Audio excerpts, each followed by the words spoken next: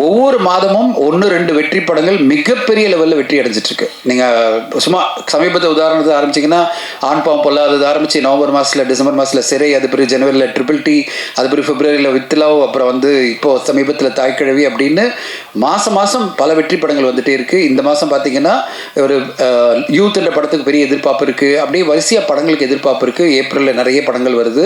ஒவ்வொரு மாதமும் 1-2 படம் மிகப்பெரிய வெற்றி அடைஞ்சிட்டு இருக்கு. வெற்றினா சாதாரண வெற்றி இல்லை. அவங்க 5 கோடியில் செலவு பண்ணாங்கன்னா 20 கோடி சம்பாதிக்கிறாங்க. அவங்களும் நம்மள மாதிரி தயாரிப்பாளர் தான். இந்த ஊடகங்கள் அவங்களே சப்போர்ட் பண்ணிட்டு தான் இருக்காங்க. எல்லாருமே சப்போர்ட் பண்ணுறாங்க. படம் மக்களுக்கு பிடிச்ச மாதிரி நம்ம எடுத்திருக்குமா? அது நான் எடுத்தாலும் சரி, யார் எடுத்தாலும் சரி, ஒரே ஒரு விஷயந்தான். நம்ம மக்களுக்கு பிடிச்ச மாதிரி படத்தை எடுத்துட்டோம்னா, இந்த ஊடகங்கள் அவங்க எல்லாருமே ஊடக நண்பர்கள்லாம் கொண்டாடிட்டாங்கன்னா படம் வெற்றி. அதில் யாருமே நம்மளை தடுக்க முடியாது. 5 படத்து நடுவில் வந்தாலும் சரி, 8 படத்து நடுவில் வந்தாலும் சரி, யாருமே நம்மளை தடுக்க முடியாது. நம்ம படம் நல்லா இல்லைன்னு சொன்னால் ஊடக நண்பர்களே சப்போர்ட் பண்ண போகிறது இல்லைன்னா, அது பிறகு ஆடியன்ஸை சப்போர்ட் பண்ண போகிறது இல்லை. இந்த இண்டஸ்ட்ரியை குறை சொல்லி பிரயோஜனமே கிடையாது. இப்போது எப்படி ஒரு திடீர்னு ஒரு தாய்க்கழி வருது, ஒரு ஃபீமேல் சென்ட்ரிக் படமாக கிட்டத்தட்ட 40 கோடி வரையும் கலெக்ட் பண்ணியிருக்கு. 50 கோடி பண்ணோம்.